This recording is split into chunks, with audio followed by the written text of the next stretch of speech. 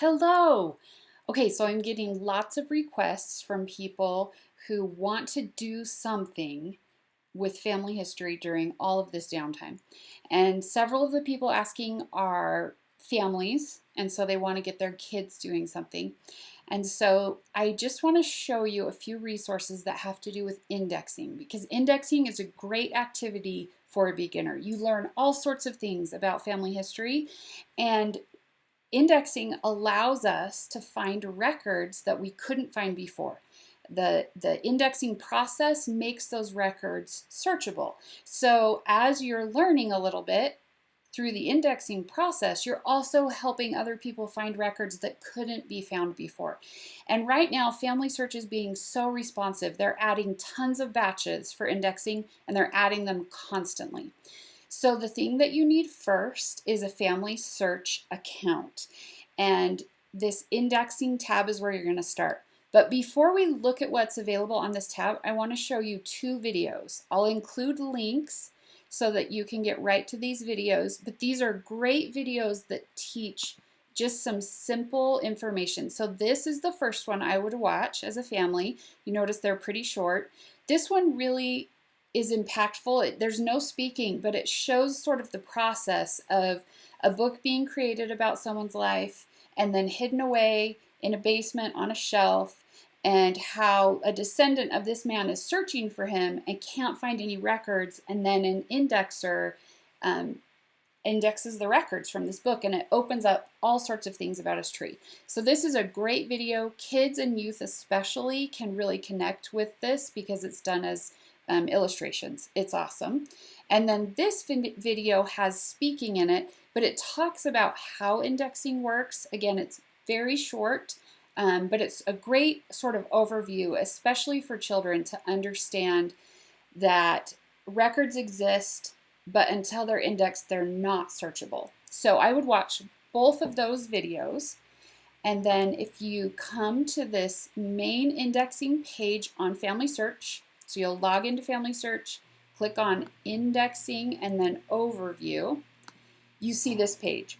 And as you scroll down, the first thing I would do as a family is this guided tour. You click Try It Out, and then it walks you through a practice indexing. So you'll say Start Tour. It just gives you one record, and it has all of these great pop-ups to help you go through this sample record so that you can learn how to index. Now let's switch and go back to the overview. So from this main page, after you've done your test drive and you've learned a little bit about what indexing is, you can click on Find a Project. Notice there's also help resources, and this web indexing page is important. So let's look at Find a Project. You can do it by country, or you can click Projects. We'll click on Projects. And from here, there's a massive list. You can do it by project language. So if you know another language, check to see if there's a project in the language that you speak. That's really helpful. There are fewer foreign language indexers than in English at certain times. So that's awesome if you can do that. So we'll choose English.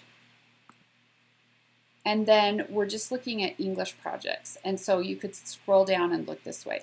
You could also do it by country if you would like. So if you want an English project from the US so that it's really familiar, you can go here.